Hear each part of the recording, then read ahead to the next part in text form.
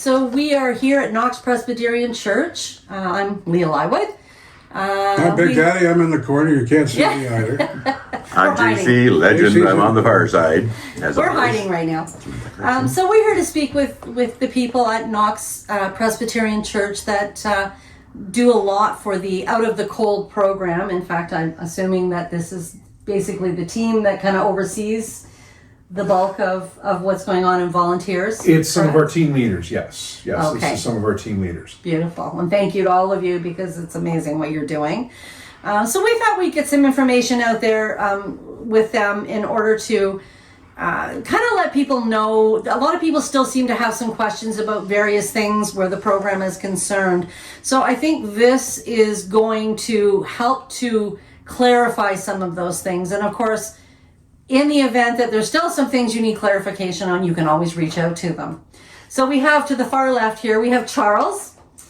Next to him is Shaylin. And then we have Irene. And then we have Reverend Steve. Reverend Steve. Yes. So Introduce thyself. we've got a few questions. So I guess the beginning, which seems fairly silly question to some, but so the Out of the Cold program, what are its primary objectives? Primary objective of Out of the Cold is to give people who are homeless or shelter insecure, to use the current euphemism, a place where they can come and they can get a warm bed for the night out of the cold during the winter months. That's it in a nutshell. Yep.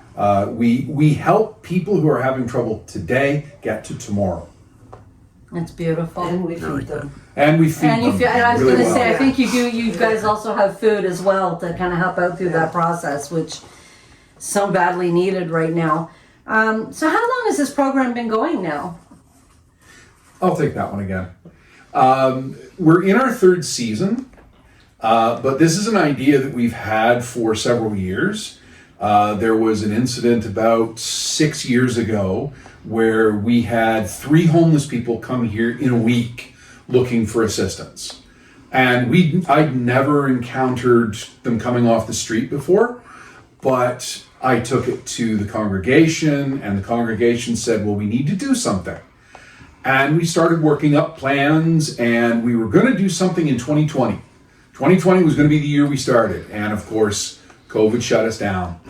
Well, 2 years later, we finally got everything rolling again, and we opened our doors in December of 2022. And as I say, we're in our third season now. So beautiful. Only for more to come, I'm sure. Although I'd like to say it would be much better if you didn't have to do this, that there wasn't this situation, I guess is the other way, of kind of looking at it. But in the interim, though, it's amazing what you're doing.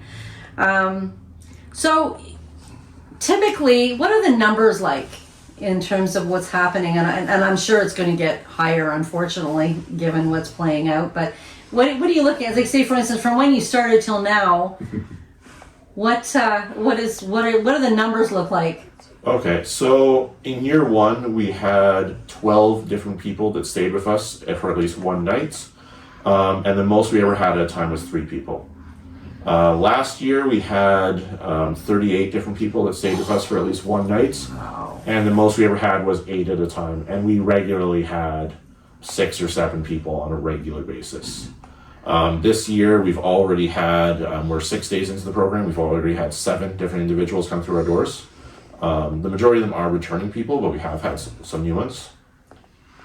So, and we do expect to be busier. Just well, I think as the snow flies and the temperatures drop, it was still kind of early in the season. So, hopefully not, but it's heartbreaking, that these numbers. I was born and raised in this town.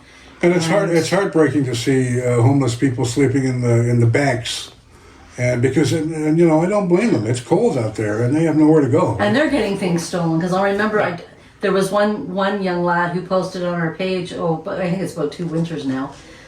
He was sleeping and had a tablet, which is all he had to communicate with people, and it was stolen. Yeah. Who does that? Yeah. Another homeless? I don't know. You can't help but question, why would somebody do that? Robbery, period, but... The trigger story that we had that really said to us that we had to do something was when we heard about somebody staying in a bank vestibule. He didn't have boots, he just had runners. There was 4 inches of snow on the ground, and he had spent the night trying to keep his feet warm with a hairdryer. Oh my God. And I just got I shivers. took that to the congregation. I said, we can't allow this to continue this way. And they turned around and they said, right, we've got to do something. So we're trying to do something. Congratulations. I'll tell you, this is absolutely no words. No words, because when you see what's happening out there these days, it's so badly needed, and it just, like I said, I get shivers. The hair stands up on my arms, because those people what would they do otherwise? They might sleep in a tent.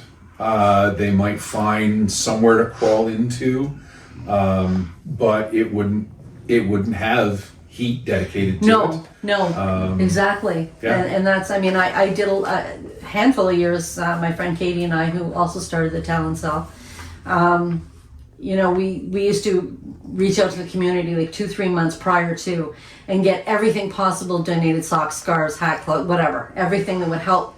Right, so we would do, and there was very few here that we needed to. We went down to Toronto, and we'd have volunteers, and we'd walk the streets, and hand out. But we would spend literally a whole weekend putting everything into bags, male, female, sizes, right? So when we went, we were able to just hand them a bag with all of this stuff in it, including a sleeping bag or whatever. So I know how that goes. It's very heart-wrenching when you see people downtown Toronto sitting over grates hoping to get a bit of heat out of them, So I know what you're saying, definitely.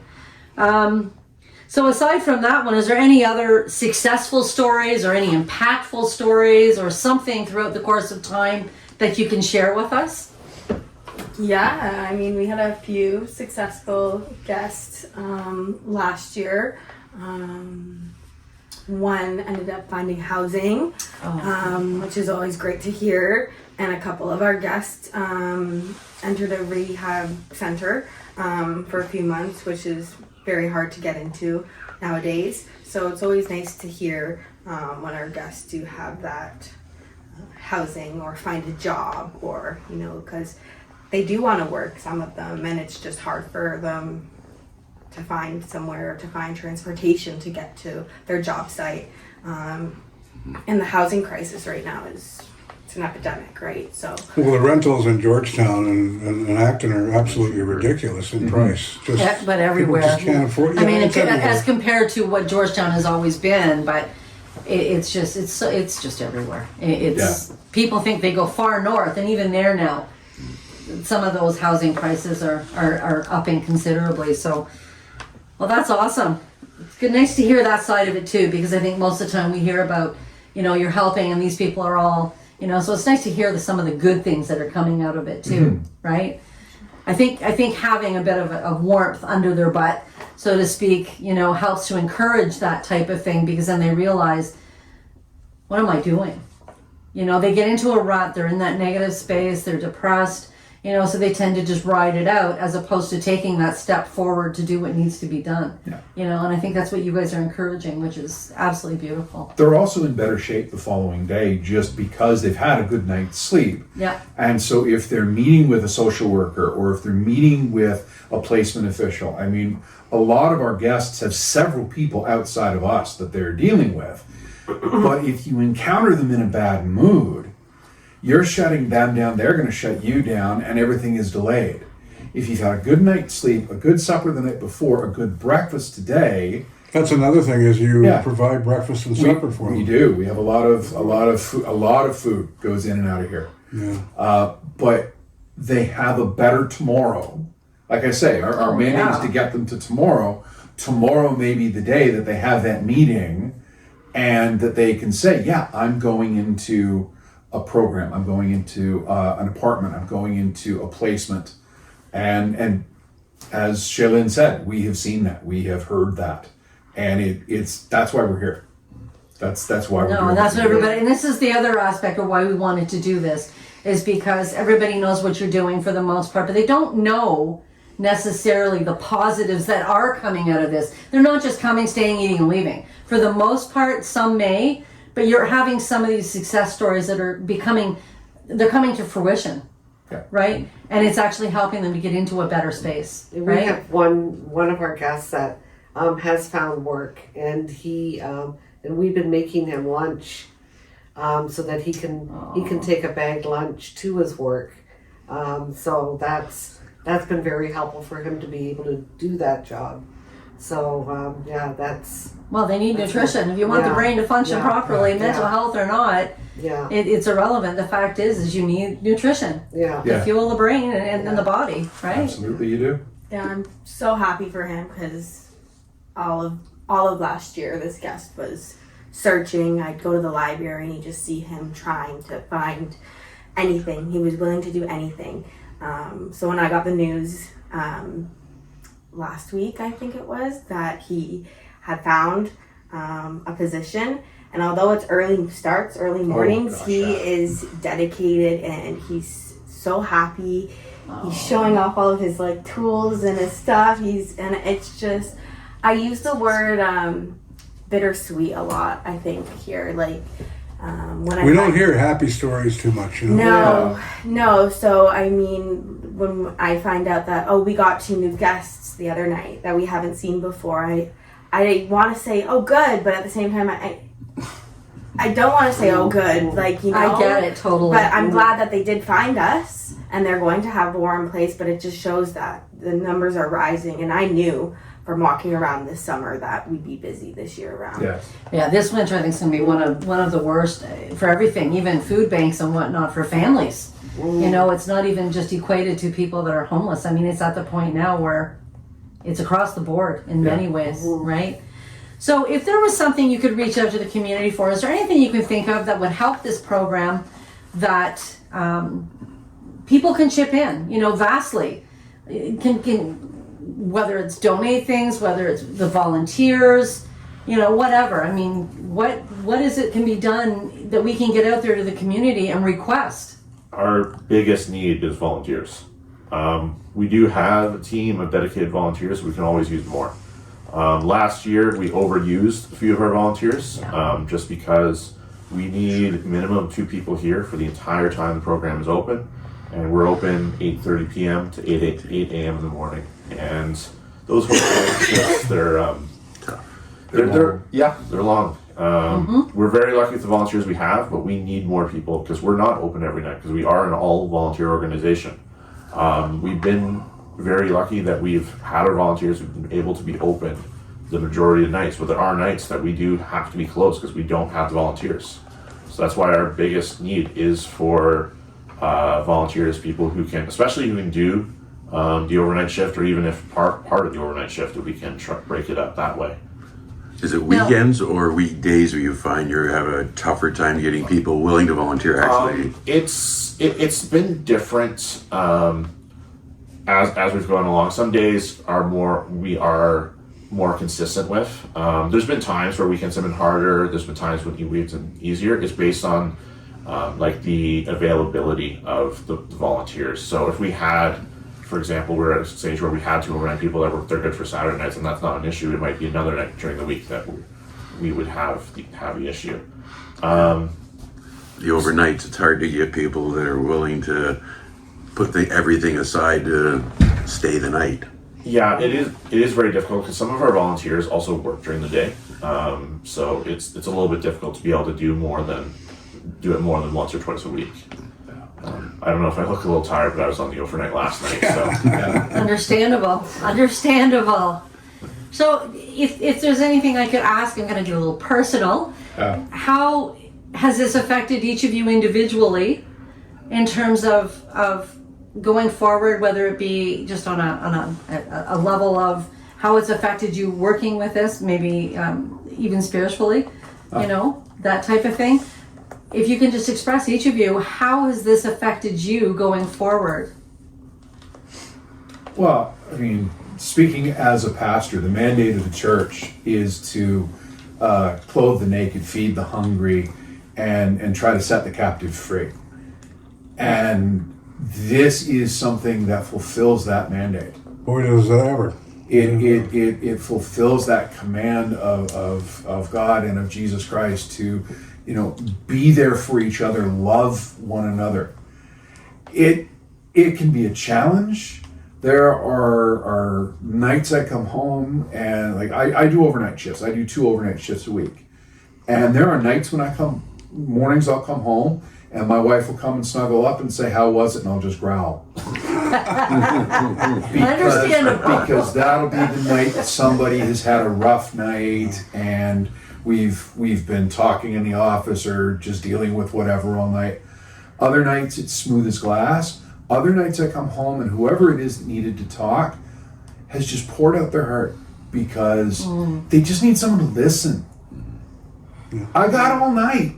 Come talk. Come talk. I got 7 hours. Keeps you awake too that way. It keeps you awake. It keeps you awake. Well, thank God you're there for them. There are certain topics I like to avoid. I won't go into them because they're a little personal, but everybody here knows what they are. I hear you. But that's how I'm impacted by it. Beautiful. How about you, Irene? Yeah, I'm just grateful for the opportunity to come and serve. Knox Presbyterian has done an awesome job in recognizing the need. They're right downtown Georgetown, so it has been amazing. Just to add a sideline to that, Knox Presbyterian has decided that it would be good to continue those relationships all year round. So we do community table, which is feeding of the homeless or the unhoused, and of the food insecure every Tuesday and Thursday evening. So we've done that. That started this year, and that's something I'm very involved with. It's called Community Table. I'm very involved with the food part of feeding. That's my love language, and like Pastor Steve says, sometimes I go home and I feel so I'm guilty, that I'm going into a warm bed in a home with a fridge full of food and stuff like that. And I just have so much compassion for the people that we help. And one of them said that he was in distress, and he said, "The Christians are the only people that care about me." And I was just, Anyways, I'm very grateful for the opportunity to serve. I encourage, if any people that are listening and want to come and volunteer, please give it a try. It is so rewarding. It is a sacrifice, but it is awesome. So come and help with Community Table or Out of the Cold. That would you won't regret it.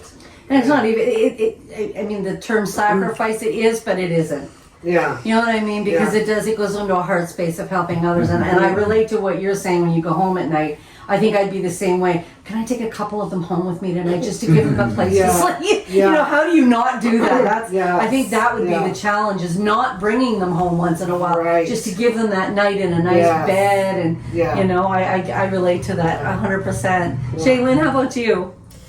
Yeah, so this is my second year with Out of the Cold.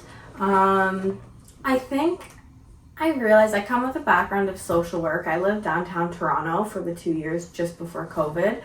And I had this pull towards the homelessness in Toronto. And I remember my friends being like, why are you, like, I go up to every single one of them. I left, and I don't know, I just had something. And then coming back, and I actually heard about Out of the Cold from Georgetown Talent Cell. Full circle.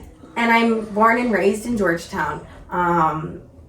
And I just said, exactly, like, let's give it a shot. No harm in it. And I liked, you used the word rewarding. I go home at night and I feel better. You know, I'll have some bad days and think, oh, my life's this and this. And then I go and I see what other people are dealing with, and it makes me have a little bit of a reality check, you know, like, you're okay, you know.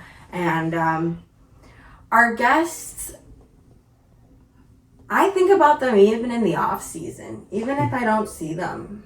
I wonder about them and I worry about them, or if they don't show up one night and I'm like, And it's nice to see them in are they October okay? and November when they come yeah, back. like are they November. okay? Where are they?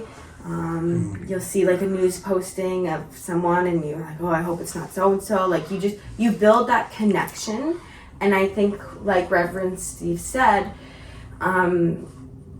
connection and communication is what they need. And obviously our main priority is to give them a warm plate of food and a warm place to sleep. But last year, I came in one night and I said, welcome, one of our guests asked them how their day was. And they said I was the first person to talk to them that day, and this was at 8:30 at night. And that just broke my heart.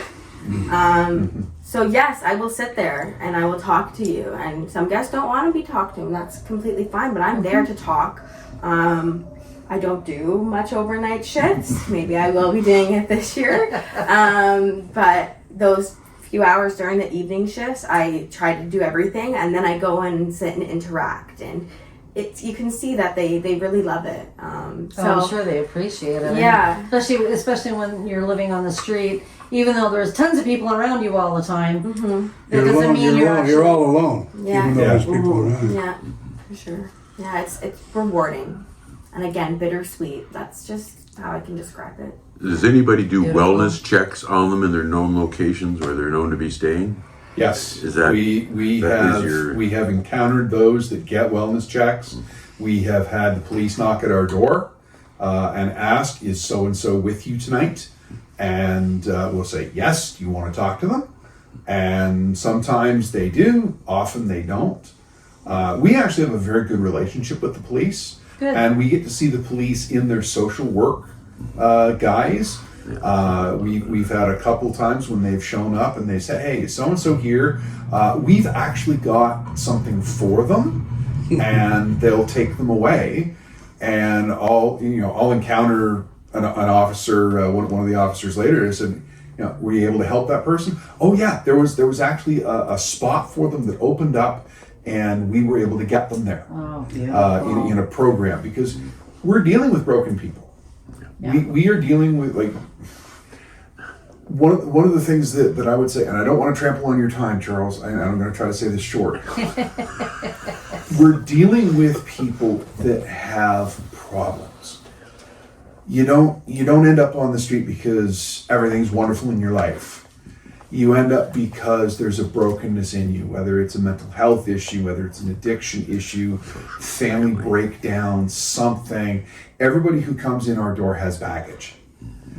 And it is difficult for some people to work with that. And it is difficult for them to work with some people. Which is why our evening team is so valuable, because a big part of what our evening team does is talk, like Shaylin said. They talk. Hey, how are you?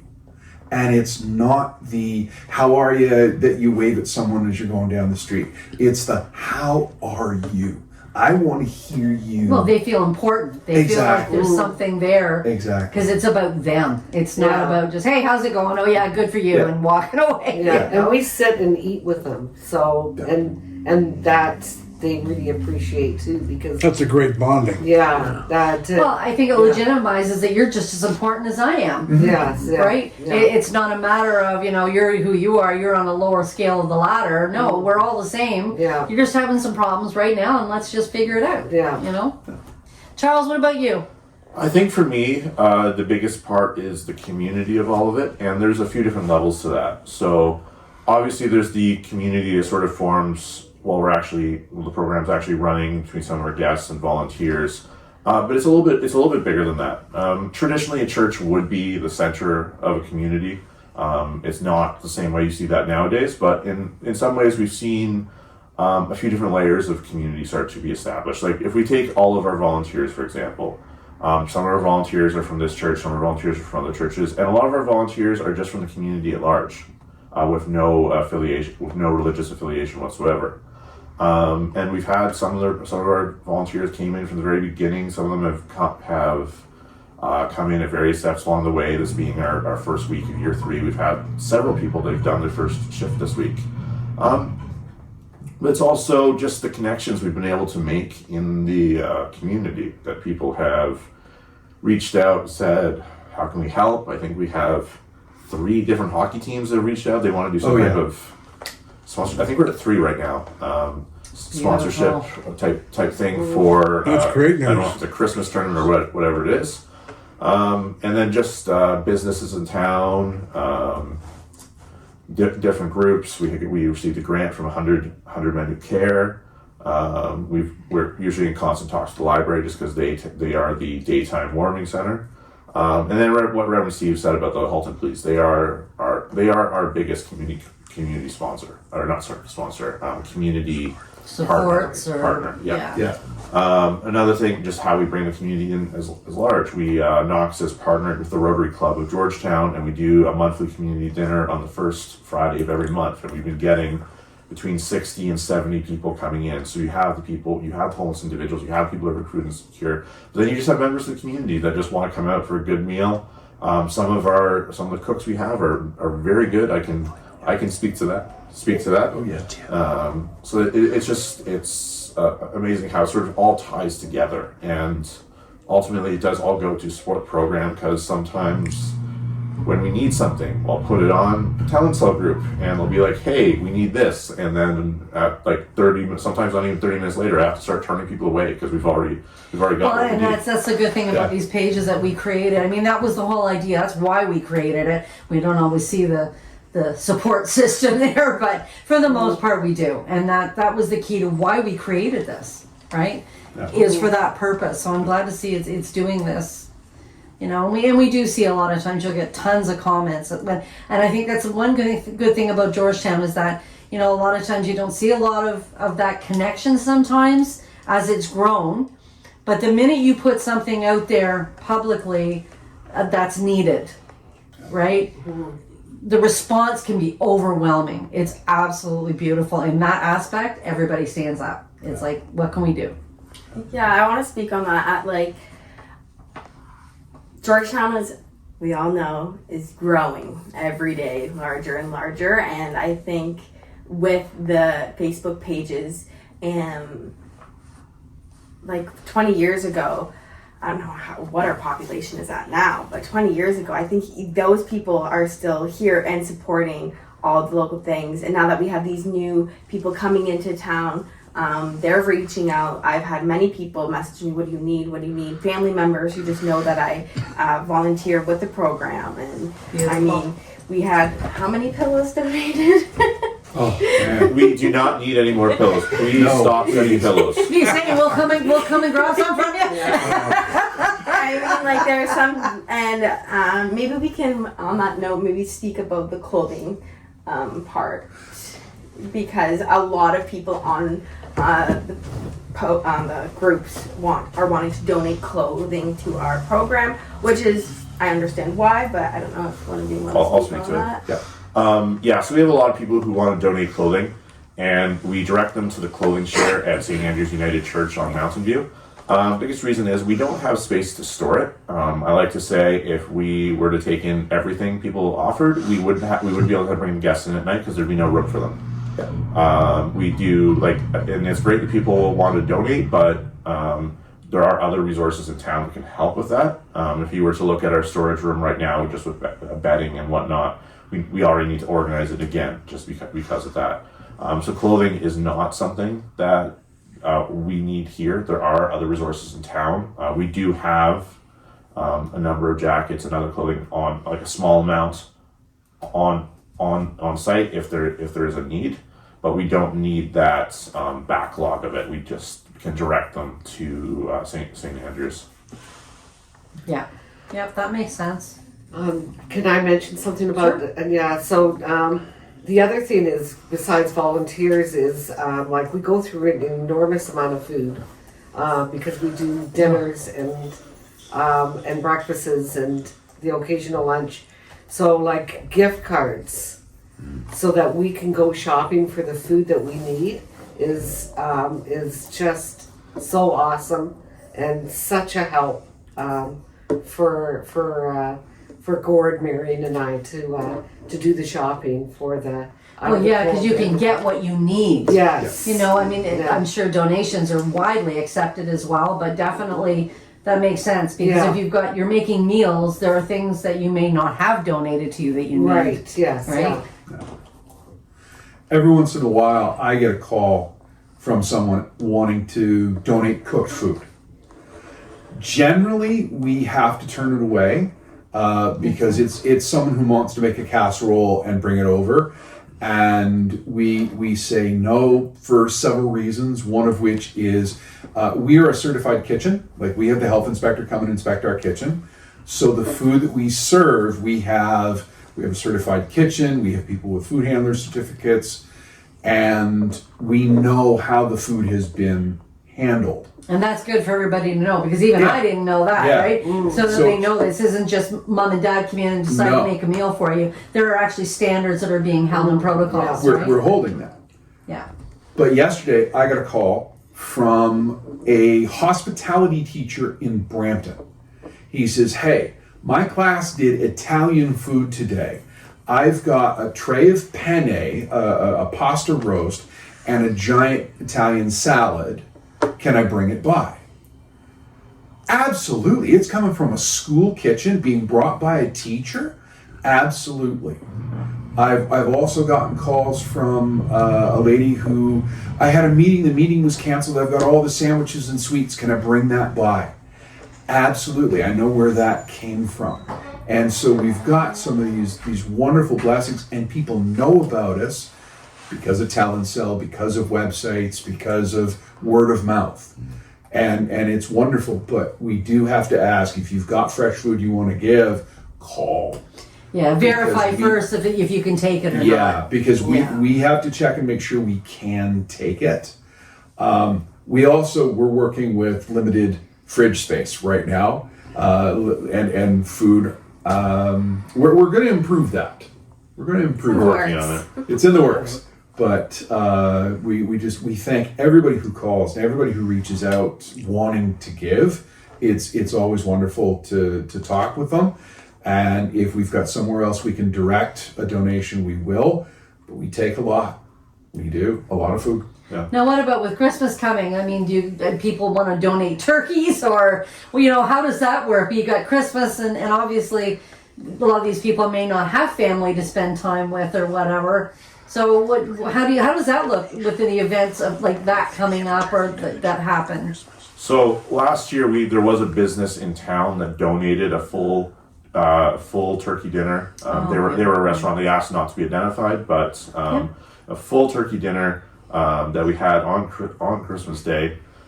We will be obviously if the people do want to donate food items and whatnot, and we probably could take in a couple turkeys. We couldn't use 10 turkeys, so I should be very careful what I say about that. Just to your last question, actually, if someone does want to cook for the program, they could volunteer at community table.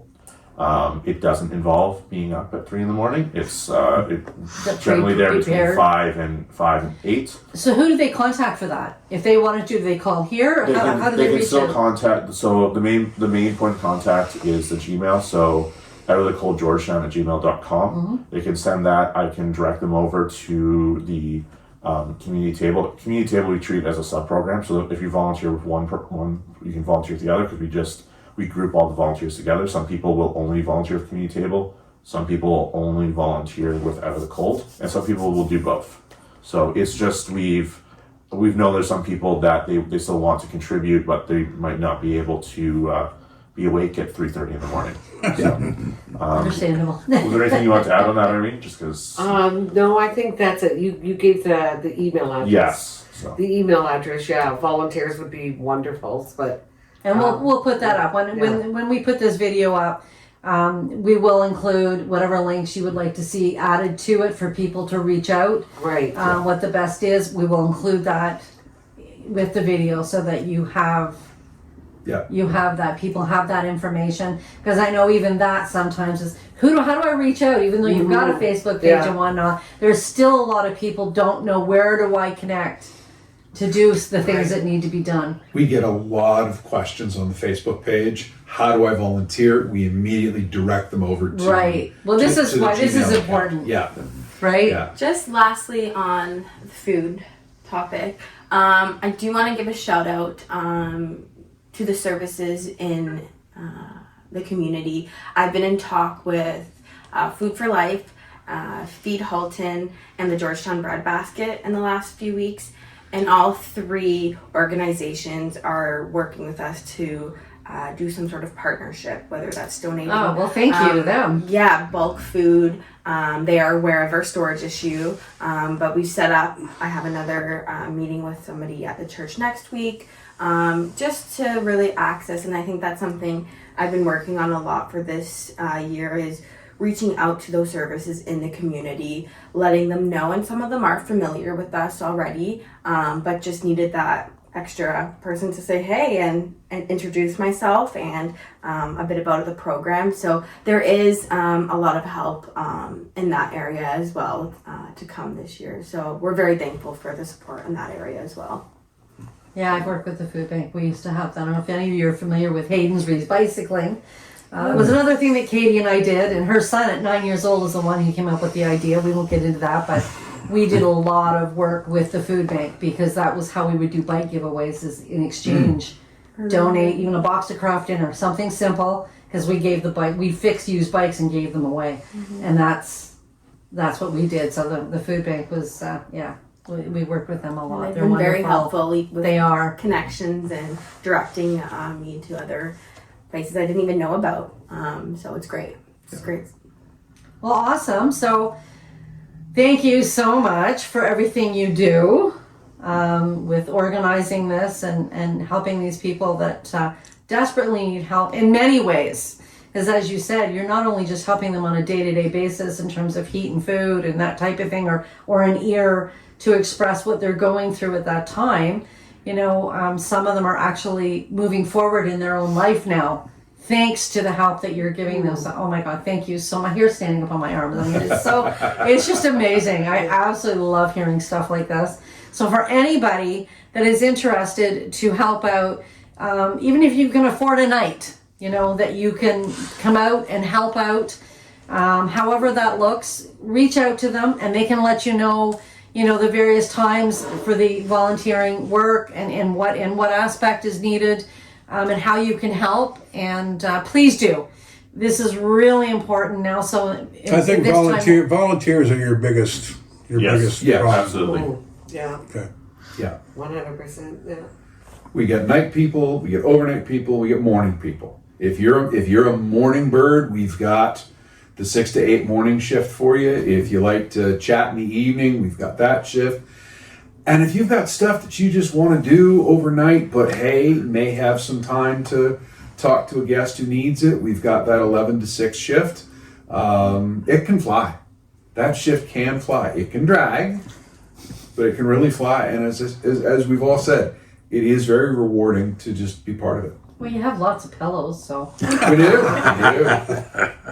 47 pillows. fights. Yeah. Awesome. So anybody wants to reach out, please do. When we put this up, the information will be included with the video, how you can reach out to people in terms of anything at all that you can do to help, especially, like they said, volunteers are badly needed. Awesome. Thank you so much for taking the time out today. Thank you. Thank We you. really appreciate it. And we'll keep working together and get this information out there and keep helping people that need the help. Thank you so much. Yeah, thank you. Awesome. Thank you.